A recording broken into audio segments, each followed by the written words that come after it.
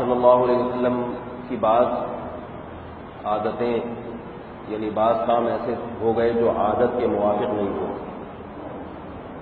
آپ نے بعض مرتبہ کوئی کام نہیں کیا ہوتا اور آپ سمجھتے کہ میں کر چکا ہوں. بعض دفعہ کسی زوجہ کے پاس نہیں جاتے مگر سمجھتے کہ میں گیا ہوں، اور بعض دفعہ جاتے مگر سمجھتے کہ میں نہیں گیا. ایک دن آپ صلی اللہ علیہ وسلم نے حضرت عائشہ سے فرمایا کہ اے عائشہ، میں نے اللہ سے دعا مانگی. حضرت عائشہ فرماتی ہیں آپ صلی اللہ علیہ وسلم نے اللہ سے دعا مانگی، پھر مانگی، پھر مانگی. دعا کیا کہ اللہ تعالیٰ میری اس بیماری کو، میرے اس مرض کو دور کر دے، اس کے سبب پر مجھے مطلع کر دے. ایک دن آپ صلی اللہ علیہ وسلم بیدار ہوئے، امی عائشہ سے فرمایا کہ اے عائشہ تمہیں معلوم ہے کہ میرے اللہ نے میری دعا قبول کر لی. میں لیٹا ہوا تھا، دو شخص آئے، ایک میرے سر کی طرف اور ایک میرے پاؤں کی طرف کھڑا ہو گیا اور ایک دوسرے سے باتیں کرنے لگے. ایک نے سوال پوچھا کہ تمہیں معلوم ہے اس شخص کو کیا مرض لاحق ہے؟ دوسرے نے کہا کہ اس پر جادو کیا گیا ہے. پہلے نے کہا کس نے جادو کیا ہے؟ کہا لبید ابن الاصم، بنو زریق کا ایک یہودی تھا. تو حضرت عائشہ رضی اللہ تعالی عنہ فرماتی ہیں کہ نبی صلی اللہ علیہ وسلم نے فرمایا کہ ایک شخص نے پوچھا کہ کیا ہوا ہے؟ دوسرے نے کہا جادو. کس نے کیا؟ دوسرے نے جواب دیا کہ لبید ابن الاعصم. کہا کہ کہاں کیا ہے، کس چیز پر کیا ہے؟ بتایا کہ بھئی کنگھی، اور کنگھی میں لپٹے ہوئے کچھ بال. نبی صلی اللہ علیہ وسلم کی کنگھی ہوگی اور اس میں کچھ بال آپ صلی اللہ علیہ وسلم کے رہ گئے. ان بالوں کے ذریعے کیا ہے. کھجور کی جو چھاچھ ہوتی ہے، چھال ہوتی ہے، اس میں، اور تانت کا جو دھاگا ہوتا ہے، جو تیروں کی کمان جس سے بنائی جاتی تھی، اس دھاگے پر گرہیں لگا کے. ایک اور روایت میں آتا ہے کہ 11 گرہیں لگائی تھی اور اس پہ کچھ پڑھ کے پھونکا تھا. پہلے شخص نے پوچھا کہ وہ یہ جادو رکھا کہاں ہے؟ تو بتایا کہ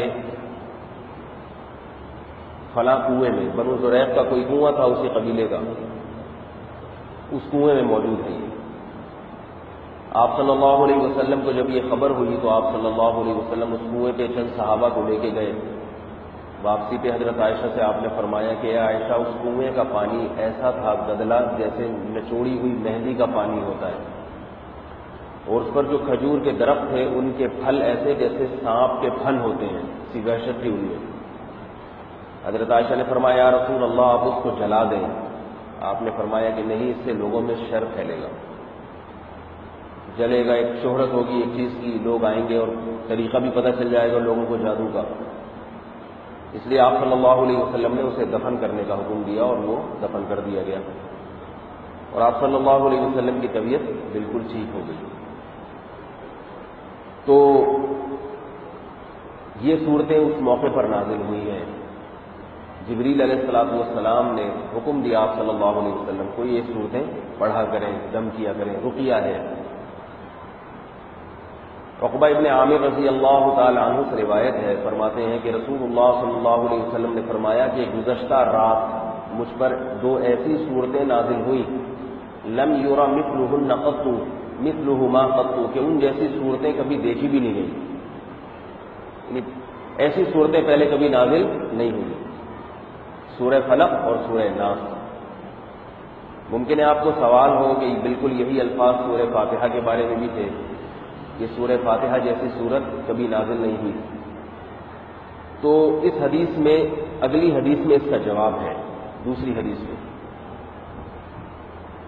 وہ عبداللہ ابن عابس، ایک تو عبداللہ ابن عباس ہے نا، ایک ابن عابس ہے، وہ فرماتے ہیں رسول اللہ صلی اللہ علیہ وسلم نے فرمایا کہ مجھ پر 2 ایسی صورتیں نازل ہوئی ہیں کہ پناہ مانگنے والوں کے لیے ایسی کوئی صورت نہیں. کیا مطلب؟ غم کے لیے، جادو ٹونے اور ان چیزوں سے پناہ کے لیے ایسی صورتیں کبھی بھی نازل نہیں ہوئی. تو معلوم یہ ہوا کہ سورہ فاتحہ کی جو فضیلت ہے وہ اوور آل ایک توحید کے مضمون، دعائیہ کلمات ہیں، وہ اس لحاظ سے سب سے بہتر ہے، ام الکتاب ہے. اور سورہ فلق اور سورہ ناس جو سب سے بہتر ہے وہ کس لحاظ سے؟ رقیہ، جھاڑ پھونک، دم کرنے کے لحاظ سے اس میں اللہ نے زیادہ فائدہ رکھا ہے، جادو ٹونے کا علاج اس میں زیادہ ہے۔ نبی صلی اللہ علیہ وسلم پر جب جادو ہوا تو اس کے علاج کے لیے یہ دو صورتیں نازل کی گئی ہیں، قل اعوذ برب الفلق اور قل اعوذ برب الناس۔ ان صورتوں کا جو مضمون ہے وہ بھی بالکل ملتا جلتا ہے کہ یہ اسی مقصد کے لیے، ہر قسم کے شر سے، حاسدوں کے شر سے، تعویذ گنڈوں کے شر سے، جادو ٹونے کے شر سے حفاظت کے لیے۔ تو آپ صلی اللہ علیہ وسلم جب یہ صورتیں نازل ہوئی تو اس کے بعد آپ صلی اللہ علیہ وسلم، حضرت عائشہ رضی اللہ تعالی عنہ فرماتی ہیں کہ آپ صلی اللہ علیہ وسلم رات کو سونے سے پہلے قل هو اللہ احد، قل اعوذ برب الفلق اور قل اعوذ برب الناس، یہ تینوں صورتیں پڑھ کے اپنے ہاتھ پہ دم کرتے، پھونک مارتے، اور آپ صلی اللہ علیہ وسلم اپنے دونوں ہاتھوں کو پورے جسم پہ جہاں تک جاتا پھیر لیتے، پہلے چہرہ اور سر، اس کے بعد جسم کا سامنے والا حصہ، پھر پشت پہ، جہاں تک ہاتھ آسانی سے جاتے، پھر دوسری دفعہ پڑھ کے جسم پہ ہاتھ پھیرتے، پھر تیسری دفعہ پڑھ کے جسم پہ ہاتھ پھیر لیتے۔ تو یہ آپ صلی اللہ علیہ وسلم کا معمول تھا کہ رات کو سونے سے پہلے یہ تینوں صورتیں پڑھتے، اس سے انسان کی حفاظت ہو جاتی ہے، مختلف قسم کے جنات اور شیاطین جو انسان کو نقصان پہنچاتے ہیں، جادو وغیرہ، ان چیزوں سے حفاظت